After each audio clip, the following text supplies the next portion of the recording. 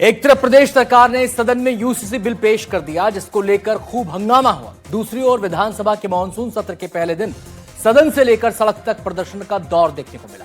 अलग अलग मुद्दों को लेकर कई शहरों में किसानों से लेकर छात्रों तक ने प्रदर्शन किया।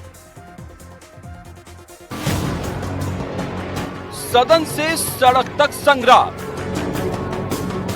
विधानसभा में विपक्ष की मांग, किसानों का ट्रैक्टर मार्च, पेपर लीक के खिलाफ हल्ला बोल, प्रचार के लिए छात्रों का प्रदर्शन। मध्य प्रदेश में सोमवार का दिन प्रदर्शन के नाम रहा। ये 4 तस्वीरें मध्य प्रदेश में सदन से सड़क तक संग्राम की। विधानसभा में कांग्रेस, इंदौर में किसान और छात्र, तो मंदसौर में स्कूली छात्रों का प्रदर्शन देखने को मिला।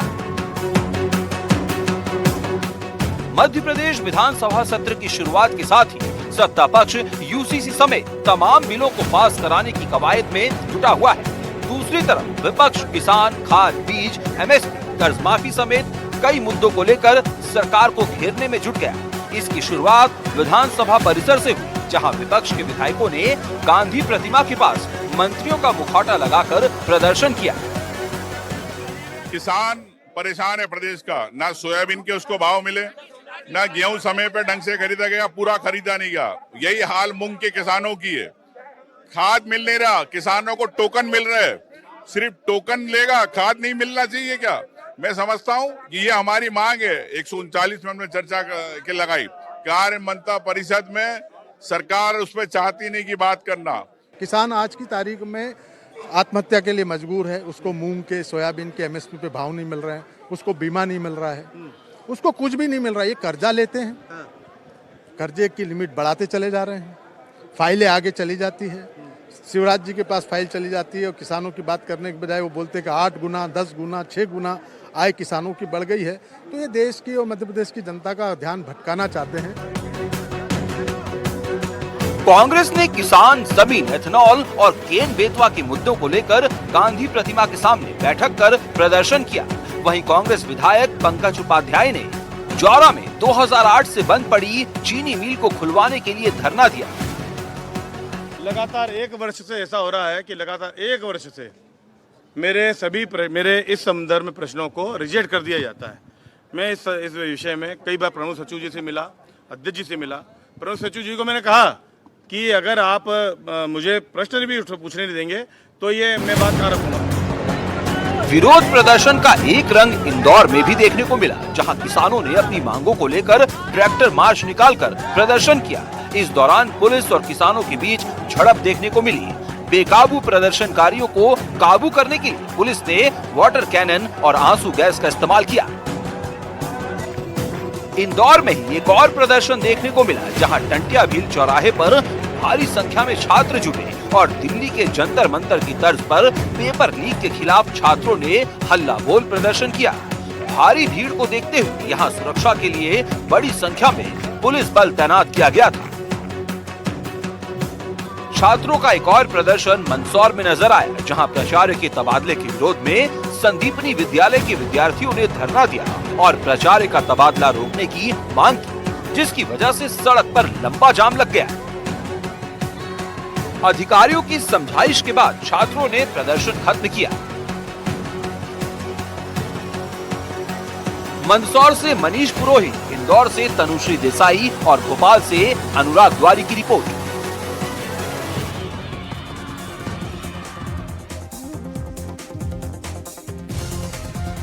मध्य प्रदेश विधानसभा के मानसून सत्र के पहले दिन एक तरफ सदन में सियासी संग्राम देखने को मिला, वहीं दूसरी तरफ बाहर भोपाल की सड़कों पर ओबीसी आरक्षण की मांग को लेकर यलगार हुआ।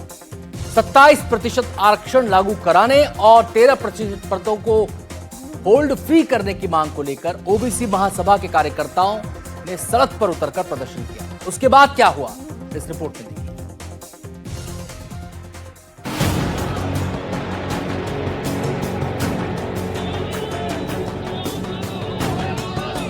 सड़क पर प्रदर्शन कर रहे ये प्रदर्शनकारी पूरे प्रदेश के अलग अलग हिस्सों से आए हैं। इनकी मांग है कि सरकार अपना किया वादा निभाए, ओबीसी के लिए 27% आरक्षण लागू करे। और 13% पदों को होल्ड फ्री करे। इस वक्त मैं रोशनपुरा चौराहे पर मौजूद हूँ। देखा जा सकता है कि ओबीसी महासभा के जो प्रदर्शनकारी हैं उन पर पुलिस ने फिलहाल वाटर कैनन चला दिया है। दरअसल ये बैरिकेड्स पर चढ़े हैं, बैरिकेड्स पार करके विधानसभा की तरफ ये कूच कर रहे थे, लेकिन उससे पहले ही पुलिस ने वाटर कैनन चलाकर इन्हें रोकने की कोशिश की है। प्रदर्शनकारियों में महिला पुरुष दोनों शामिल है। बड़ी संख्या में पूरे प्रदेश भर से यहाँ पर ये ओबीसी महासभा के कार्यकर्ता पहुंचे थे। भोपाल के रोशनपुरा चौराहे पर सभा के बाद जैसे ही प्रदर्शनकारी आगे बढ़े, पुलिस ने उन्हें रोकने की कोशिश की, लेकिन जब ये नहीं माने तो फिर पुलिस ने भी जमकर वाटर कैनन का इस्तेमाल किया और प्रदर्शनकारियों को मौके से तितर बितर करने की कोशिश की। ओबीसी महासभा के नेतृत्व में आज भोपाल में विधानसभा घेराव को लेकर हजारों कार्यकर्ता ओबीसी महासभा के जब पधारे हैं और 2016 से निरंतर हम मध्य प्रदेश की सरकार से मांग कर रहे हैं कि जो चयनित विद्यार्थी है 13% उनका होल्ड हटाया जाए, ओबीसी का 27% आरक्षण लागू किया जाए। पुलिस ने अभी ओबीसी के लोगों पर लाठीचार्ज करी और मारा, मुझे भी लगी पैर में। ओबीसी आरक्षण के इस आंदोलन को विपक्ष का भी साथ मिला है। प्रदर्शन का समर्थन करने के लिए नेता प्रतिपक्ष उमंग सिंघार और सचिन यादव भी पहुंचे। उमंग सिंघार ने इसे सरकार की दोहरी मानसिकता बताया। दोनों तरफ से जोर आजमाइश की जा रही है। हाथों में बैनर पोस्टर्स इन्होंने लिए हैं कि 13% जो आरक्षण पिछड़ा वर्ग का लाभ है, जो रोक लगी हुई है भर्तियों पर, वो हटाई जाए। माना जा सकता है कि पुलिस हल्का बल प्रयोग कर सकती है मजबूरी में, क्योंकि देखिए धक्का मुक्की और ये जो शॉट्स है, ये नज़ारा है, ये दृश्य है, ये हमारे दर्शक देख सकते हैं कि हटने के लिए तैयार प्रदर्शनकारी नहीं है। पुलिस डंडों के बल से इन्हें वापस इस रास्ते से हटाने की कोशिश कर रही है। उधर पुलिस की बार बार चेतावनी के बावजूद भी जब प्रदर्शनकारी मौके से नहीं हटे, तब पुलिस ने इन्हें गिरफ्तार कर लिया। बड़ी शर्म की बात है कि सांप्रदायिकता को लेके यूसीसी ला रहे हो, लेकिन पिछड़ों की बात नहीं करना चाहती। ये देखो कथनी और करनी में कैसा है समान नागरिकता, कैसा बिल राजनीतिक एजेंडा है, आरएसएस का एजेंडा है, भारतीय जनता पार्टी का चुनावी एजेंडा है। समान नागरिकता, समान अधिकारों की बात नहीं करती। दरअसल ये मध्य प्रदेश के सबसे बड़े भर्ती पेंच की कहानी है। इसे ग्राफिक्स के जरिए समझिए। पहले ओबीसी आरक्षण 14% था, इसे बढ़ाकर 27% किया गया। मामला कोर्ट में पहुंचा, अंतिम फैसला अभी बाकी है। 87% पदों पर रिजल्ट जारी, नियुक्तियां दी गई। 13% पद होल्ड पर, करीब 11,000 पद रुके। ये वही अतिरिक्त ओबीसी आरक्षण वाले पद हैं। बढ़े हुए 13% ओबीसी कोटा से जुड़े हैं। कोर्ट के अंतिम फैसले तक नियुक्ति नहीं होगी।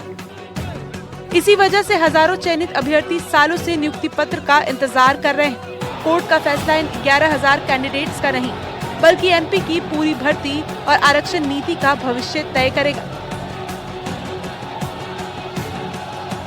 ओबीसी महासभा के प्रदर्शनकारियों को फिलहाल पुलिस ने गिरफ्तार कर लिया है और प्रदर्शन के दौरान बार बार चेतावनी देने के बाद भी जब वो मौके से नहीं हटे तो पुलिस ने अब उन्हें गिरफ्तार करके यहाँ पर बसों में बिठा लिया है।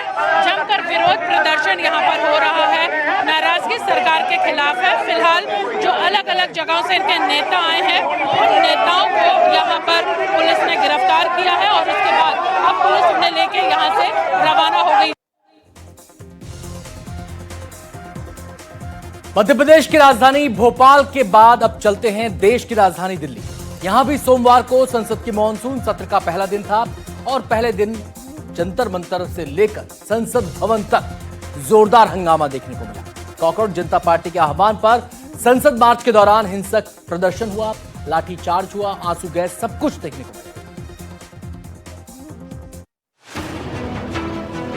बीते महीने भर से जिस जंतर मंतर पर प्रदर्शनकारियों का हुजूम जुटा रहा और जहां सुबह भीड़ उमड़ आई, वो जंतर मंतर दिन में पुलिस के साथ धक्का मुक्की, लाठीचार्ज और आंसू गैस के घटनाओं के बाद शाम होते होते खाली हो गया। यहाँ पर जो पूरा स्टेज है वो दिल्ली पुलिस ने खाली करवा दिया गया है। तमाम जो सामान यहाँ पर रखा हुआ है वो सामान भी अब यहाँ पर जो कार्यकर्ता हैं वो लेकर जा रहे हैं। इसी मंच पर सोनम वांगचुक ने करीब 20 दिन तक अनशन किया था।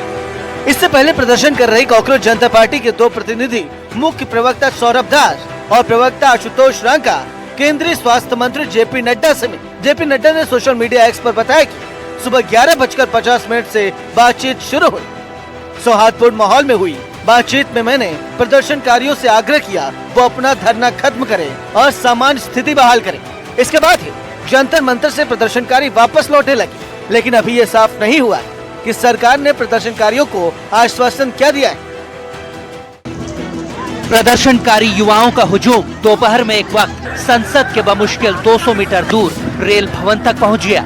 हजारों प्रदर्शनकारी पुलिस के कई बैरिकेड तोड़ते हुए आगे बढ़ते चले आए।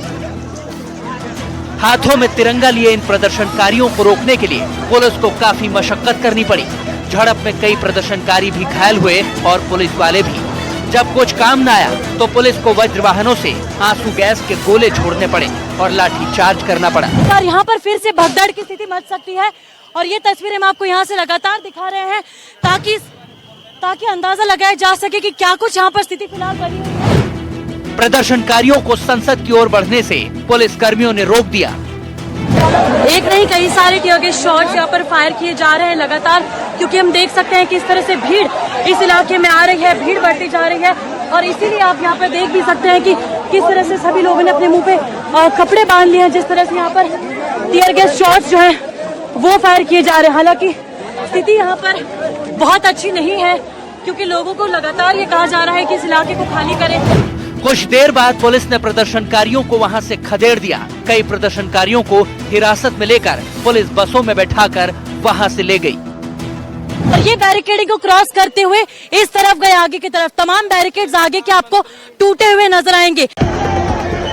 दिल्ली के जंतर मंतर पर सोमवार को युवाओं का हुजूम। पेपर लीक मामले को लेकर शिक्षा मंत्री धर्मेंद्र प्रधान के इस्तीफे की मांग को लेकर युवाओं ने संसद मार्च का ऐलान किया। आज से ही संसद का हंगामेदार मानसून सत्र शुरू हुआ।